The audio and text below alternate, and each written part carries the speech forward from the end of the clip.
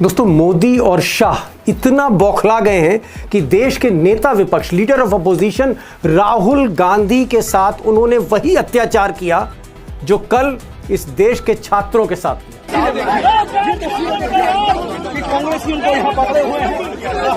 Democracy in India is happening right now. और दोस्तों, सच ये कि शुरू में पुलिस ऑफिसर्स राहुल गांधी के साथ इस तरह का सलूक नहीं करना चाहते थे, लेकिन वहां पर खड़े जो कुछ लोग थे, जिसमें कांग्रेस के नेता थे, सांसद थे, उनका यह कहना है कि एक फोन आता है एक वरिष्ठ पुलिस अधिकारी के बाद और इंस्ट्रक्शंस दिए जाते हैं और कहा जाता है कि किसी भी सूरत में वहां से उठा के ले जाइए, घसीट के ले जाइए, लेकिन जल्दी बस के अंदर डालिए। अब दोस्तों, जरा खुद सोचिए कि ये जो बच्चे बेचारे पीटे गए, लाठी चार्ज हुआ, इन बच्चों की क्या हैसियत है जिस देश में leader of opposition, cabinet rank का लीडर ऑफ अपोजिशन प्रधानमंत्री के घर के बाहर ज्ञापन देने गया है, मांग करने गया है, और उसको घसीट कर जमीन पर बस में ठूसा जा रहा है। और दोस्तों, बदसलूकी सिर्फ राहुल गांधी के साथ नहीं, नेता विपक्ष के साथ नहीं, उनकी जो बहन है, छोटी बहन प्रियंका गांधी सांसद है, वो भी उस धरने में थी। और ये धरना जो था वो बच्चों के लिए हो रहा था, जिन बच्चों की पिटाई हुई थी। महिला के साथ, प्रियंका गांधी के साथ भी बदसलूकी की, और ये तस्वीरें उसकी गवाह हैं। और ये जो प्रदर्शन था, ये सिर्फ कांग्रेस का प्रदर्शन नहीं था, राहुल गांधी नेता विपक्ष के तौर पे थे, वहाँ पर सुप्रिया सूले थी, वहाँ पर बाकी पार्टी के जो है नेता थे, वहाँ पर अखिलेश यादव थे, और अखिलेश यादव के साथ भी पुलिस ने वही ज्यादती की जो राहुल गांधी या प्रियंका के साथ। अब दोस्तों, क्या वजह थी कि राहुल गांधी को आज प्रधानमंत्री के आवास पर जाना पड़ा ज्ञापन देने के लिए, धरने पर बैठने पर वो मजबूर हो, ये बात तो मैं आपको बताऊंगा। लेकिन अब ये जो घटना है नेता विपक्ष के साथ, ऐसी बदसलूकी ये पाकिस्तान या अफ्रीका के किसी देश में होती है, हिंदुस्तान में 75 बरसों में ऐसा नहीं हुआ। और मैंने इसीलिए मोदी के सीनियर पूर्व वित्त मंत्री, देश के पूर्व विदेश मंत्री अटल बिहारी वाजपेयी के साथ काम करने वाले जशवंत सिन्हा को फोन लगाया और उनसे मैंने पूछा कि सर, ये हालत है इस वक्त बीजेपी की। तो उनका जवाब था कि मोदी का अब समय आ गया है, और जिस तरह से बौखलाकर मोदी फैसले ले रहे हैं, शाह फैसले ले रहे हैं, 2029 तक मोदी जी नहीं चल पाएंगे।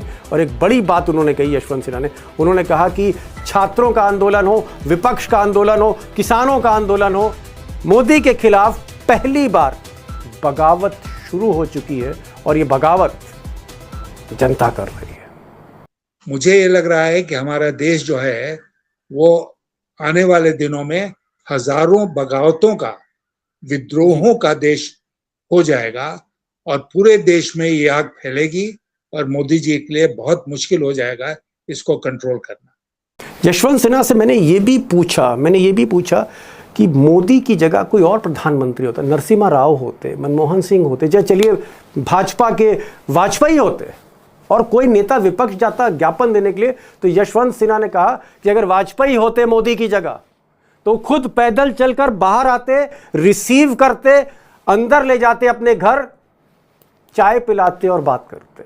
वाजपेयी जी होते तो वो कुछ मजाक में कुछ बातें बोल देते, कुछ सब पूरा जो वातावरण था उसको वो हल्का कर देते, और हल्का करके हो सकता था कि स्वयं आ जाते वहां पर, और राहुल गांधी कहते आइए, और खुद ले आ सकते थे वहां। राहुल गांधी को बोलते आइए, हम लोग बैठ अंदर चलते हैं, बैठ के बातें करते हैं।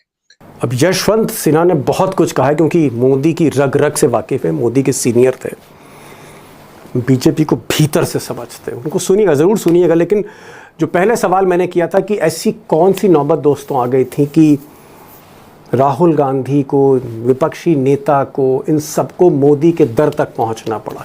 दरअसल हुआ क्या था कि आज दोपहर में राहुल गांधी ने और बाकी जो विपक्षी पार्टियां, अखिलेश हैं, सुप्रिया सूले, सारी पार्टियां थी, उन्होंने तय किया कि भाई छात्रों की जो पिटाई हुई है, इस पर सरकार को जवाब देना चाहिए, प्रधान का, शिक्षा मंत्री का इस्तीफा होना चाहिए, अमित शाह को माफी मांगनी चाहिए कि उनकी पुलिस ने क्या किया। और इसको लेकर जब राहुल गांधी और विपक्षी नेता स्पीकर से मिलते हैं, स्पीकर के पास जाते हैं, ओम बिरला के पास, और कहते हैं कि इस पर बातचीत होनी चाहिए, हमें सरकार का जवाब चाहिए संसद में, तो ओम बिरला जो पूरे लोकसभा के बॉस है, प्रधानमंत्री से भी बड़े हैं लोकसभा के अंदर, वो क्या कहते हैं? वो कहते हैं हमें सरकार से पूछना पड़ेगा, हमें सरकार से पूछना पड़ेगा। सोचिए, इस देश में स्पीकर कह रहा है किसी इशू के लिए सदन के कि हमें सरकार से पूछना पड़ेगा, जबकि वो खुद ये फैसला ले सकते। बिजनेस एडवाइजरी कमेटी, कानून कहता है कि यह फैसला सारी पार्टियों के साथ जो मीटिंग होती है बिजनेस एडवाइजरी कमेटी, उससे लेना चाहिए।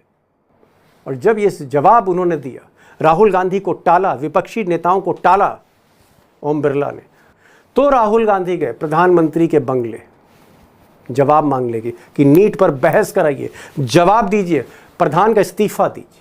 स्पीकर के पास गए हम एंड हमने कहा कि देखिए हम स्टूडेंट इशू पे डिस्कस करना चाहते हैं, और स्पीकर ने हमें कहा कि डिस्कशन के लिए उन्हें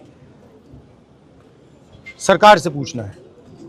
तो एक तरफ मोदी न छात्रों की सुनते हैं, ना फिर वो कांग्रेस की सुनते हैं, ना नेता विपक्ष की सुनते हैं, ना विपक्षी पार्टियों की सुनते हैं, ना कोई अपोलॉजी, ना कोई माफ़ी, ना कोई जवाबदेही, ना धर्मेंद्र प्रधान पर एक्शन, ना अमित शाह की कोई प्रतिक्रिया। जो भी पुलिस कर रही है।